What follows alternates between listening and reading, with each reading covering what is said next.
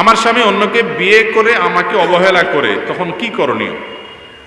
কোনো পুরুষ যদি আরেক বিয়ে করে তার আগের বউকে অবহেলা করে, তাহলে সে গুনাহে লিপ্ত হয়, জঘন্য অপরাধ হয়, বান্দার হক নষ্ট করে।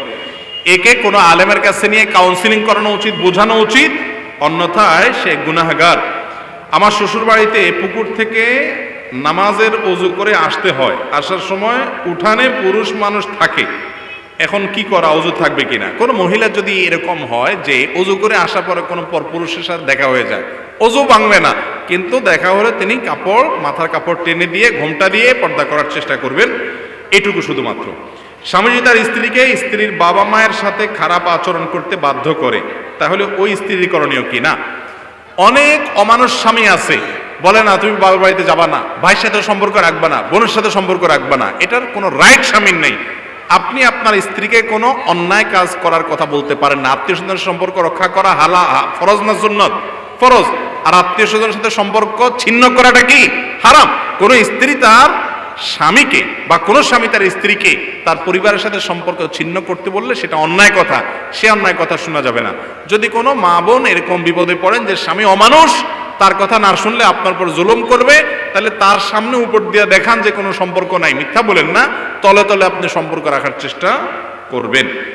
এরপর প্রশ্ন হলো, আমার স্বামী দ্বিতীয় বিয়ে করেছে, আমাকে রেখে সে নামাজ পড়ে না, রোজা রাখে না, আমাকে রেখে দ্বিতীয় বিয়ে করেছে, নামাজ পড়ে না, রোজা রাখে না, আমার সাথে খারাপ ব্যবহার করে, আমার পেটে বাচ্চা আছে, আমার এখন কি করা? সবর করবেন, আল্লাহ রাব্বুল আলামিন সবরের বিনিময়ে জান্নাত দিবেন। হুটহাট করে সেই স্বামীর সংসার ছেড়ে চলে যাবেন না। ছেড়ে চলে যেতে হলে যদি সে অমানুষ হয়, বিকল্প ভালো পথ খোলা থাকে, মুরব্বীদের সাথে পরামর্শ করবেন, বিচক্ষণদের সাথে পরামর্শ করবেন, তারপর ডিসিশন নেবেন যে আপনি চলে যাবেন কিনা। যাওয়ার ক্ষেত্রে আবার শরঈ তালাক কিভাবে নেবেন সেগুলো জেনে তারপর যাবেন।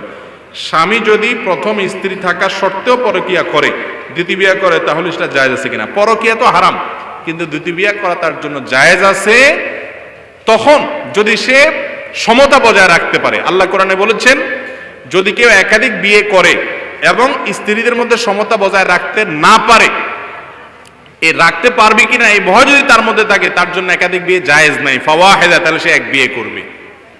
আজকাল যারা একাধিক বিয়ে করে বেশিরভাগই ওই প্রথমগুলোকে ভুলে যায়, শেষেগুলোর সাথে সম্পর্ক ভালো রাখে। এগুলো হারাম এবং নাজায়েজ, অবিচার এবং জুলুম। বিয়ে করলে সবার প্রতি লেনদেন, তাদের সাথে থাকা টাকা সবকিছুতে সমান হারে থাকতে হবে এবং সমতা বজায় রাখতে হবে। আর দীর্ঘায়িত না করি, অনেক প্রশ্ন দেওয়া হয়েছে। আল্লাহ তা আমাদের সবাইকে বুঝার এবং আমল করার তৌফিক দান করুন।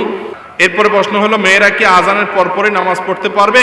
উত্তর হলো পারবে। আমাদের দেশে অনেকে মনে করেন, বিশেষ করে মহিলারা মনে করেন, বাসায় ততক্ষণ পর্যন্ত নামাজ পড়া যাবে না যতক্ষণ মধ্যে মসজিদে নামাজ না হবে।